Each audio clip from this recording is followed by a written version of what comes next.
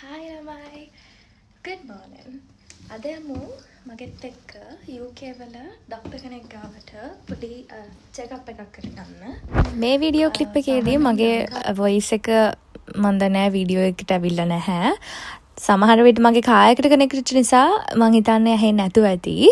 කොහොම නමුත් මම මෙතනදී කියන්නේ ලංකාවේ නම් මේ වගේ අපිට ડોක්ටර් කෙනෙක් ගාවට යන්න ඕනේ නම් එහෙ තරම් අපහසු නැහැ.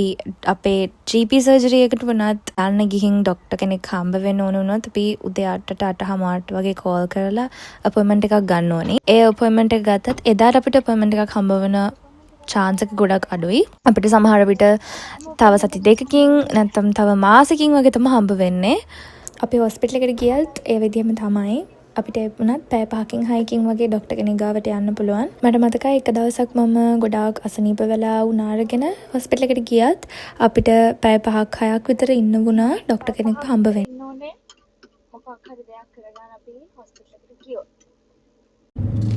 කොහොම හරි මෙහෙ ඉන්න ආපු අලුත් ලංගිලා මලේලාට හරි අක්ලා යලාට හරි මේක බලන ඕනම කෙනෙකුට කියන්න තියෙන්නේ මේ සාමාන්‍යයෙන් වැඩ කරනකොට විටමින් D නැත්නම් අයර්න් උණුතාවය එන්න පුළුවන්. මම ලංකාවේ ඉන්නකොට මට ඇනීමික් සිචුේෂන් එකක් තිබුණා.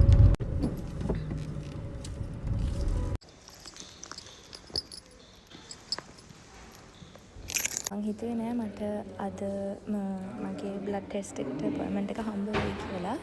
මම කලින් කරපු රිසල්ට් එකක ඒ රිපෝට්ස් වල ක්වෙස්චනින් රිසල්ට්ස් ටිකක් තිබුණ නිසා ආයෙම බ්ලඩ් ටෙස්ට් එකක් කරොත් හොඳයි. ඒක කරලා අපි චෙක් කරලා බූස්ටිං ඩෝස් එකකුත් දීලා ඔන්ගෝයින් මෙඩිකේෂන්ස් දෙන්නවා කියලා කිව්වා.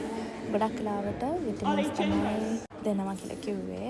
තව ජොයින්ට් ප්‍රොබ්ලම්ස් නිදාගත රෝග තමයි හරි තියෙනවද කියලා බලන්නත් එක්කම එයා මට බ්ලඩ් ටෙස්ට් එකක් ෂෙඩියුල් කරා. බ්ලඩ් ටෙස්ට් එකත් හරි මං හිතුවා වගේම මට කලන්තේ හැදුනා එතනදී. මට ඩ්‍රින්ක් එකකුත් හම්බ වුණා. ඒ වෙලාවේ දන්නවට අම්මමයි තාත්තමයි තමයි මතක් වුණේ.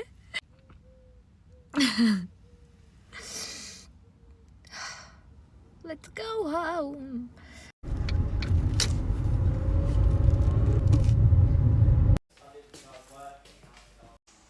That's it. Bye.